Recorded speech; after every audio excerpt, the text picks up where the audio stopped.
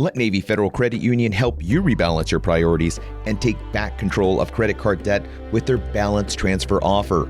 You'll save more with the low intro APR when you transfer your credit card balance from another lender to a Navy Federal credit card. Plus, with no balance transfer fees, you can choose the card that fits your lifestyle and be on your way to doing away with high-interest credit card debt. 5.99 to 18% variable APRs based on product types and credit worthiness. Up to $1 cash advance. Transaction fees at non-Navy Federal ATMs. Check out NavyFederal.org for more information. Navy Federal is federally insured by NCUA.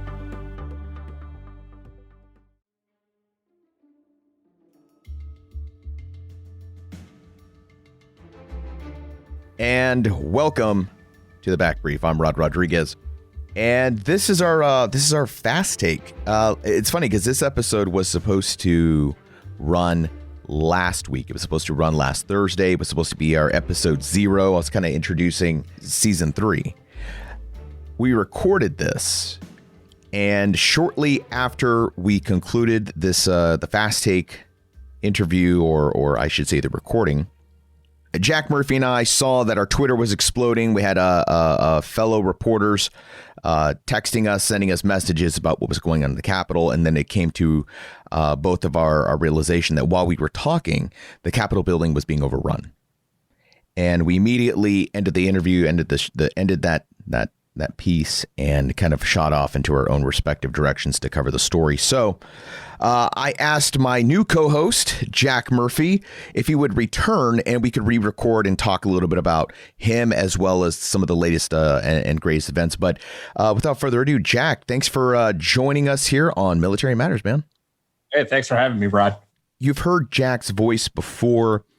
He has been a contributor to several stories that we've covered here on Military Matters, but probably the most popular story that you've contributed to was the QAnon story that we did, and that was QAnon's reach into the military.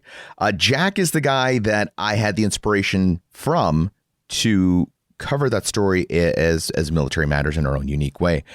Jack, tell us a little bit about who you are, and for some of the folks that maybe missed that story, why QAnon? What was your interest in that? Well, thanks, Rod. My name is Jack Murphy. I am a journalist. I've been a journalist for about the last 8 years. Prior to that, I served in Army Special Forces and in Ranger Battalion.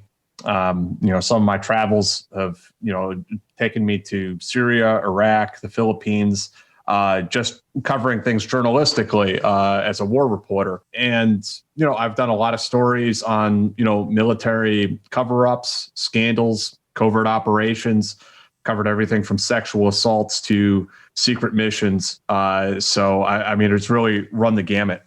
As far as QAnon, I wrote about it initially because I just saw so many friends and so many peers and so many even fellow special forces soldiers sink into this whole QAnon conspiracy. And it really bothered me, to be honest about it. It really bothered me to see friends and teammates and colleagues slip into this. And it's like watching it happen in real time. It's really disturbing. So that was the initial inspiration to write about it. And I wrote a fairly lengthy op-ed about why veterans in particular are drawn to this movement, if you will. It's interesting because when you and I had originally talked about QAnon, it was not a story that had as much traction as it is gaining right now. This is a story that goes back several years, honestly. When did you first pick up on this QAnon presence inside of the SF community? Pretty early on, years ago. The QAnon stuff really started up in earnest, I guess, around like 2017 or so. But really, QAnon is just a reincarnation of older conspiracy theories, recycled conspiracy theories. Like, there's really nothing new about the things that QAnon says. These are ideas that have always been around, but it started taking on a new form with QAnon. It took on a type of participatory framework on the internet. It was like a story. It was something that anybody can plug into and participate in. And you can go and try to like do some internet sleuthing and uncover clues. And it really drew people in. It's really a form of hypnotism in that sense, but it also incorporates elements that we've seen Islamic terrorist organizations use, like the open front jihad strategy, where it's like plug and play terrorism. Like anybody can become a member of this and just kind of start participating in their own way.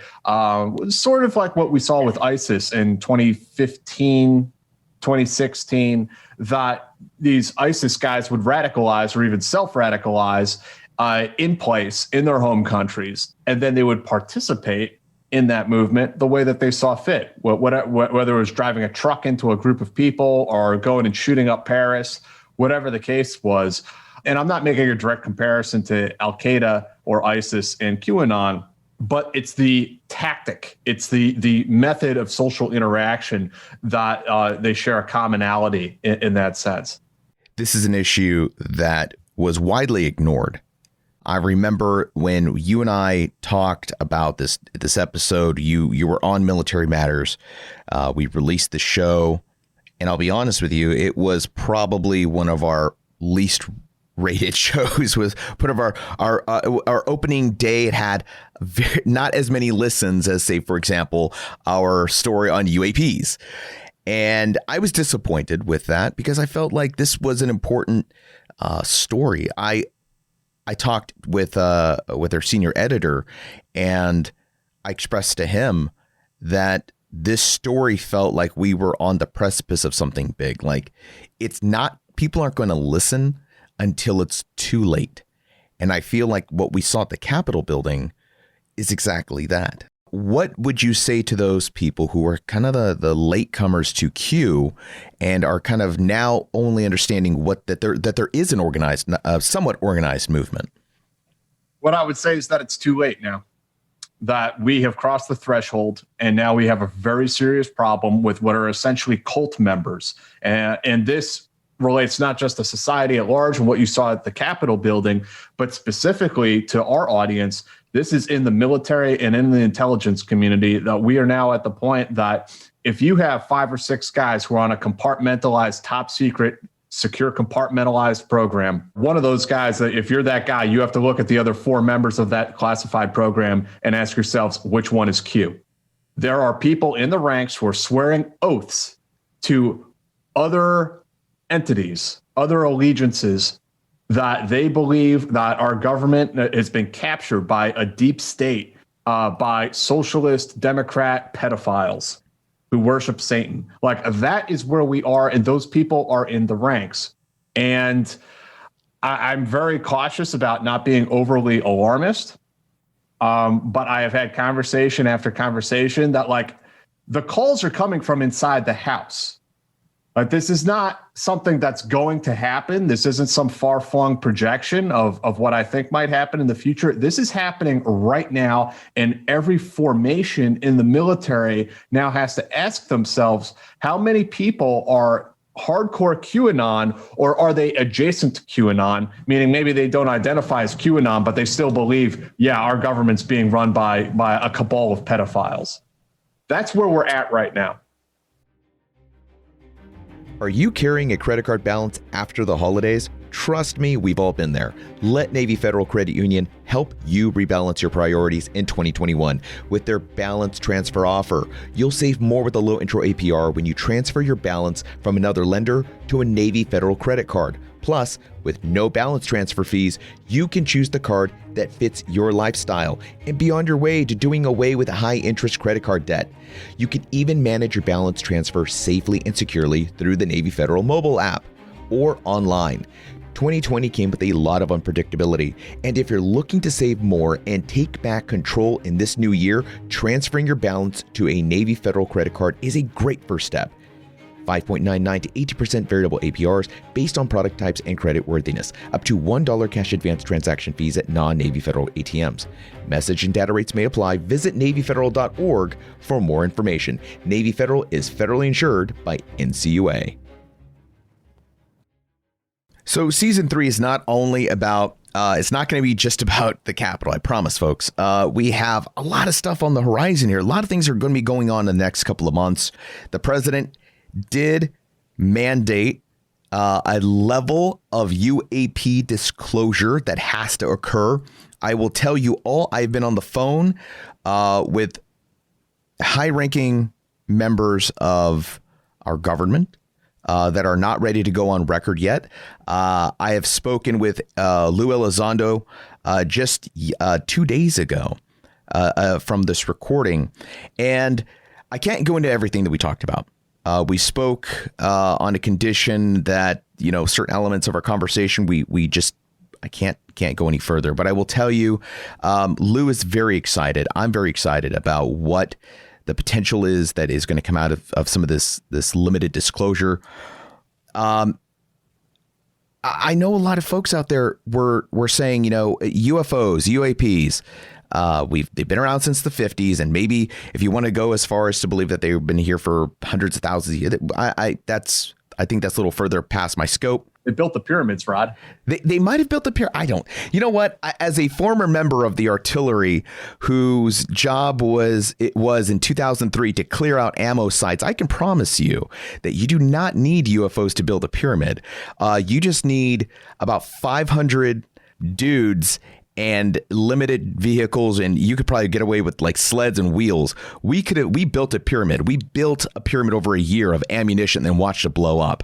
I'm not saying it was aliens, Rod, but so in case some of you haven't picked up on it, Jack is not the biggest believer of the UFO phenomena. He wants to be boring. He wants to be the adult in the room that says, yeah, I'm the square. He's the square. He believes that, this is probably government vehicles, advanced research projects and whatnot. But here's the thing. I think that what we're looking at is and recently declassified CIA documents, or just I think last week they got declassified. This is a phenomenon that's going on for, documented since the 50s. What I'm excited about is that the Department of Defense is now taking an active interest in this. And I think it's important because these things are being identified over government targets, over inside of government airspace. They have been recorded in and around our own fighter jets. I feel like if this was advanced research stuff, somebody would have come in and like, just shut up. Don't report this. It's friendly. The fact that the government, the DOD, they're coming forward and saying that we don't know what these things are. The government is acknowledging they exist. They don't know what they are, and that they could potentially pose a threat. And I think a lot of you out there, the big heat that I got was, Rod, they're coming in peace. They have advanced technology. If they wanted to kill us already, they would have. Let me ask the SF guy here. Just because you can do something and you haven't, does that mean you always won't? No, but what I wanted to point out on that, Rod, is an unacknowledged special access program. If you're part of a waived unacknowledged special access program, it means that you cannot, if asked about that program, you're not allowed to say no comment. You have to deny that it exists. And that can even mean that if you're read onto a program, but your boss is not. So if I'm a major, I'm read onto the program. My boss is a colonel. He's not read onto the program. And my boss calls me into the office and says, hey, Murphy, I heard something in the hallways that you guys are cooking something up. Like, what is that? Can you talk to me? Tell me what you're working on. You have to look right at your boss and say, sir, I don't know what you're talking about. There's no such thing. So when you talk about this issue of UFOs or potentially classified aviation projects, the people who are actually involved in it, they legally have to lie to you if asked. And deny that program exists. So they're not going to be able to go to an adjacent unit and be like, oh, stop reporting that. Like, no, they can't do that. They literally have to play the game that this thing does not exist. I think that if this had been just something happening over the last 10 years, just look at the SR-71 Blackbird, definitely a project that was denied for a long time. They flew it. It was a very big, huge secret. It was out there doing its thing. We've had government classified planes that have been declassified, and now we see them at air shows. I think the problem here is that the UAPs that we've been talking about really haven't changed that much since the 50s. The descriptions of them, light, very fast, agile, anti-gravity. They've demonstrated. Now, there's a lot of psychological explanations to that too. Being a mental health guy, I could tell you about talk your ear off about mass hallucinations or the power of suggestion. Even people, when a science fiction movie comes out about aliens, there's always some type of uptick of people that are like, oh, I saw that thing in the sky. I just feel like at this point, something has to give. And I'm really excited to see that, the government has taken this particular issue very seriously. But I just don't believe that because the reports initially say that they're, peaceful, that they will remain peaceful, that they are going to continue to be peaceful. I'm worried. I think about this from a DoD perspective. Like if they're that advanced, that they're flying in our areas, we don't know what they are. Just because we haven't seen a gun yet doesn't mean they don't have them, that they won't use them, and that we shouldn't be prepared for something like that. Of course, maybe some people call me a warmonger about that. I don't know. Do they have oil? Do they need freedom? Oh, Jesus. Don't take us down that road. Jack Murphy's going to take us down that road, season 3. Jack, what can we expect from you, season 3? What are you working on? Oh, man. That you can talk about. Well, I wrapped up one a story with so I did a story about extremism in the U.S. military. That'll be a future podcast. I interviewed a woman who is a former neo-Nazi. She was a part of the movement and left it, and she was radicalized right next to a military base, right next to Fort Gordon, and she knew 30 or more active duty soldiers who were part of the movement.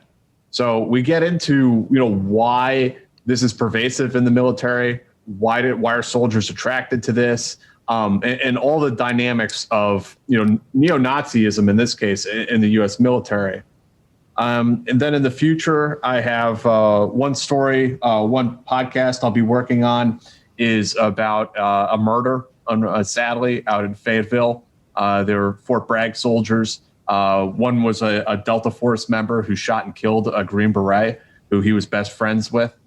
So we'll be working on that. Then also have, on a lighter note, I'm going to be interviewing the son of a OSS agent who served in World War II in North Africa. And this guy, his main job was interrupting the Nazis' access to diamonds in Africa because diamonds are also an industrial mineral. And he became quite a prolific author after the war. So I'm going to be talking to his son. And I mean, this is a very interesting story. I think people will get a kick out of it. Yeah, I'm excited to be working on this podcast because I think it gives a real opportunity to tackle some different types of stories than what I normally focus on. A lot of the stuff I write is actually heavily focused on special operations and the intelligence community. But in this case, I'm going to be casting a wider net. We're going to look at some historical stuff. We're going to look at some contemporary things. We're going to look at true crime. We're going to look at obscure programs in the military that probably you've never heard of before. So reaching out to all sorts of different people. It's going to be much more a broader scope of what's going on in the U.S. military than what I normally cover. Folks, we're really excited about season 3. I'm really excited about having Jack Murphy on the team. You're going to be hearing his voice. He is our new co-host. We have a new sponsor. You just heard the ad at the ad break, Navy Federal Credit Union. Season 3, man, we're really excited. We got a lot of cool stuff in store, and we have a lot of stuff already done, folks. So go check out season 2, season 1. Listen to the evolution of Military Matters. My previous co-host Desmond Ferris went off to do bigger and better things, but his voice is still out there, recorded in season 1, parts of season 2. Jack, thank you for joining us, man. We really appreciate you. Thanks so much, Rod. By the way, we have a new email for you guys to reach us at. Email us at militarymatters@stripes.com. Send us your story ideas. If you have something to share with us, you can send us your love mail. That's a place to send your hate mail. It is a place to send us some correspondence. Reach out to Jack or I individually at militarymatters@stripes.com. Folks, I'm Rod Rodriguez. That's Jack Murphy. And we will see you at episode 2.